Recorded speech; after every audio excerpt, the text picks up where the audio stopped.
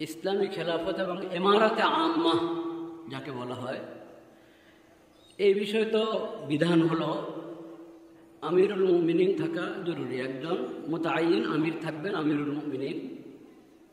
উনি মজলিসে শুরার পরামর্শ গ্রহণ করবেন, মজলিসে শুরার সাহায্যে চলতে থাকবেন, পরিচালনা করবেন। ওখানে আমিরের তরিকাটাই নির্ধারিত ইসলামী রাষ্ট্র পরিচালনার ক্ষেত্রে, খেলাফত এবং ইমারাতে আম্মার ক্ষেত্রে।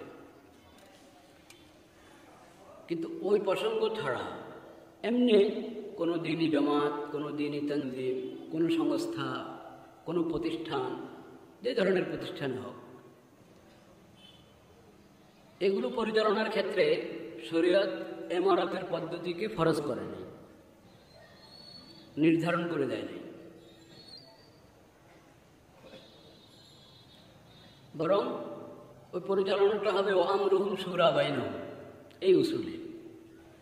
আমরুহুম শুরা বাইনাহুমের মধ্যে একটা পদ্ধতি এটা নির্ধারিত আমির, উনি মুশাওয়ারা করে চলবেন।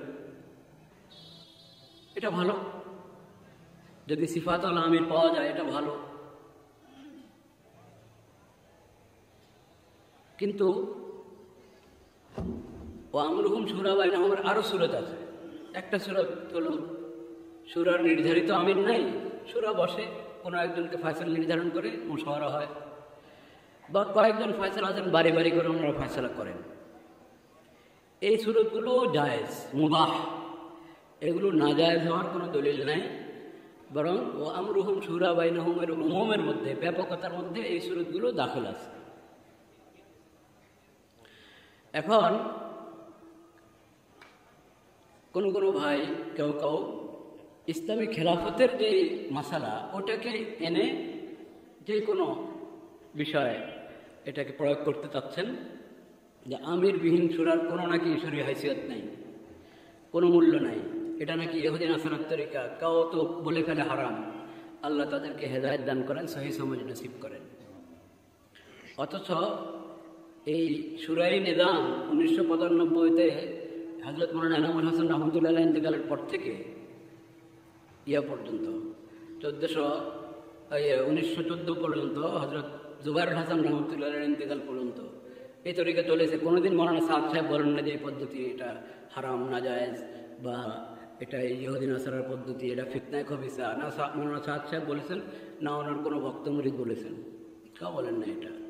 এখন হঠাৎ করে এটা বলা হচ্ছে যে এটা হারাম, অথচ এটা হারাম হওয়ার কোনো দলিল নেই। কোনো দলিল যেটা শরীয়ী দলিলে বা শরীয়ী কাওয়ায়েদের আলোকে মুবাহ সাব্যস্ত হয়, ওটাকে হারাম বলে দেওয়া তো বহুত বড় অপরাধ, বহুত বড় অপরাধ, এটা অমার্জনীয় অপরাধ। লা ইলাহা ইল্লাল্লাহ। এবং এই বিষয়ে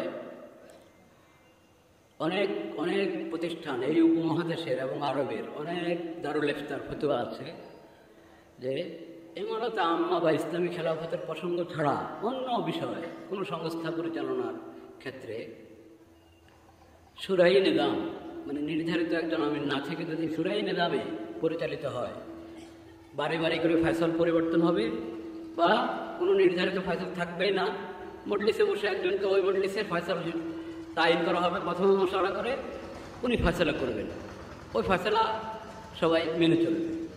এই পদ্ধতিকে সবাই বলেছেন যে এটা জায়েজ আছে, এটাকে না জায়েজ বলা যায় না। এই ধরনের ফতোয়া উপমহাদেশের অনেক দারুল ইফতা থেকে এবং আরবের অনেক দারুল ইফতা থেকে এসেছে, যেগুলোর কপি আমাদের কাছে সংরক্ষিত আছে আল্লাহর রহমতে।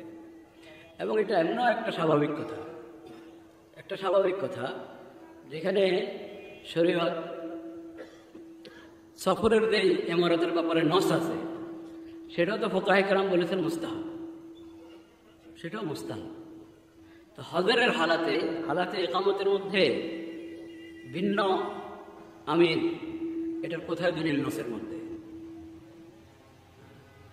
ওমর রাদিয়াল্লাহু তাআলা থেকে একটা বর্ণনা সুনান দারমির মধ্যে ওটা কাউকে পেশ করেছে, ওটার সনদ দেখেন কি অবস্থা, সনদের মধ্যে কত দুর্বলতা খুলে দেখেন। অথচ সলেহ সনদে মুসান্নাফ ইবনে আবি শাইবাতে ওমর রাদিয়াল্লাহু তাআলা থেকে ঘটনা আছে, সেই ঘটনা তো শিক্ষণীয় ঘটনা।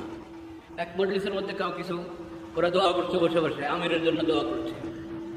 ওমর রাদিয়াল্লাহু তাআলা আনহু, আরবিতে বলে দিররা, বাংলাতে মানে শব্দ ব্যবহার দুররা নাকি। তো উনি তাদেরকে শাসন করা শুরু করেছেন। কিসের আমির? কে আমির? তো এটাও রেওয়ায়েত। এখন সেটার প্রসঙ্গ কি প্রসঙ্গ, ওখানে প্রসঙ্গ উল্লেখ নাই। যেমন বলছি, মানে উমর রাদিয়াল্লাহু তাআলা আনহুর সুনানে দারমির সনদে যেটাতে দুর্বলতা, জয়ীফ সনদ, সেটা পেশ করছে, অথচ ওখানের মধ্যে স্পষ্ট কোনো বর্ণনা নাই। তো এইভাবে মানে বিভিন্ন কথা নিজেদের থেকে আবিষ্কার করবে, আর নতুবা দুর্বল বর্ণনা, মুনকার বর্ণনা নিবে, আর নতুবা কোনো দলিলের বিকৃতি করে করে নতুন অনেক বিধান আবিষ্কার করা হচ্ছে। আল্লাহ রাব্বুল আলামিন তাদেরকে সহি সমঝ নসিব করেন, সহি সমঝ নসিব করেন। এই দোয়া আমরা করব। তবে সব জায়গায় উত্তম আখলাকের পরিচয় দেব, কারোর সাথে খারাপ ব্যবহার করব না, খারাপের উত্তর খারাপ দিয়ে দেব না।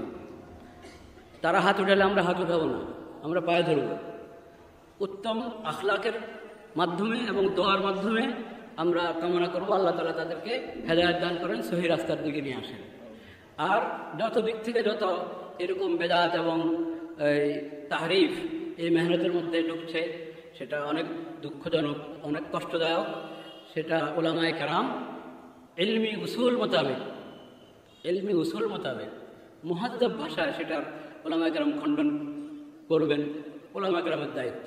সাধারণ মানুষের দায়িত্ব হলো সহি নাহাজে এবং সহি উসুল মোতাবেক যারা কাজ করছে তাদের পিছনে থাকা, গলত রাস্তা যারা চলে গেছে তাদের পিছনে না যাওয়া। কিন্তু তাদের সাথে খামাখা তর্ক করার লাভ নেই। যতক্ষণ তর্ক করবো ততক্ষণ আমি নিজে মেহনত করি, নিজে কাজ করি, এটা করা উচিত। হকের উপরে থাকবো খুব মজবুত, কিন্তু অন্যের সাথে খারাপ ব্যবহার করবো না। গলত রাস্তার দিকে আমাকে দাওয়াত দিলে আমি এড়িয়ে যাবো, কখনো গলত রাস্তার দাওয়াত গ্রহণ করবো না। আল্লাহ তাআলা তাদের সবাইকে সহি রাস্তায় আসার তৌফিক নসিব করেন। ওয়া আখিরু দাওয়ানা আলহামদুলিল্লাহি রাব্বিল আলামিন।